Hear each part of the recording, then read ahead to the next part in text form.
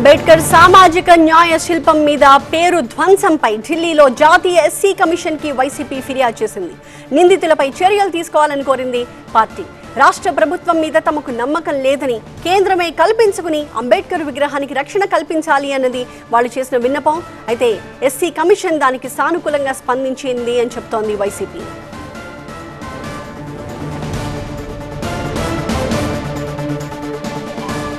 రాష్ట్రంలో red book పాలన నడుస్తోందన్నారు మాజీ ఎంపీ నందిగం సురేష్. దళితుల మీద దాడులు, విగ్రహాల ధ్వంసం జరుగుతున్నా పోలీసులు సైతం పట్టించుకోవట్లేదని ఆరోపించారు.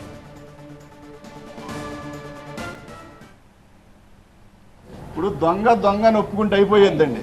ఒప్పుకోకనే కదా కోర్టులు చట్టాలు అవుతున్నామన్నా. తప్పు చేసిన నేను తప్పని ఒప్పుకోడు, ఎంతసేపటికి డైవర్ట్ చేయడానికి చూస్తాడు. కాబట్టి టీడీపీ ప్రభుత్వం అదే చేస్తూ ఉంది. ఒక పక్కన ఉసుగొల్పడం ఎక్కడ దాకిందికండి. లోకేష్ అనే వ్యక్తి ఏం మాట్లాడాడు?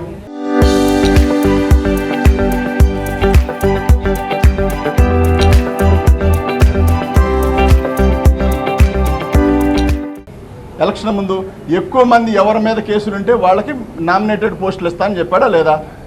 రెడ్ బుక్ ఎర్ర బుక్ ఏదో రాసుకున్నాను ఎర్రితనంగా అని చెప్పాడా లేదా? అజ్ఞానంగా రాజకీయ నాయకుడిలా కాకుండా వాళ్ళ నాన్న ముఖ్యమంత్రి అని ఇక 5 ఏళ్ళు ఏం చేసినా చెల్లుద్ది అన్నట్టు ఈ రాష్ట్రంలో నడుస్తూ ఉందా లేదా? తన నియోజకవర్గంలో తనకు సంబంధించిన ఏరియాలో ఒక బీసీ నాయకుడిని కొట్టి కాళ్ళు పట్టించిన విధానం మనం చూసామా లేదా? నడి రోడ్డు పైన వినుకొండలో నరికి చంపడం చూసామా లేదా? అలాగని ఇప్పటికి దాదాపుగా 30-35 మంది చనిపోవడం చూసామా లేదా? ఇవన్నీ కూడా ఏంటి?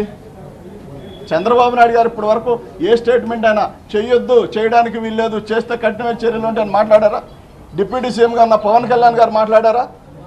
వ్యక్తిగత కక్షలో పగ తీర్చుకోవడానికి రాలేదని పవన్ కళ్యాణ్ గారు మాట్లాడి ఇవాళ ఏమి తెలియదు అన్నట్టు వినబడినట్టు నటిస్తూ ఉన్నారేంటి? అంటే ఇదంతా మీకు ఇష్టమా? చేయాలనుకుంటా ఉన్నారు. సరే చేయండి.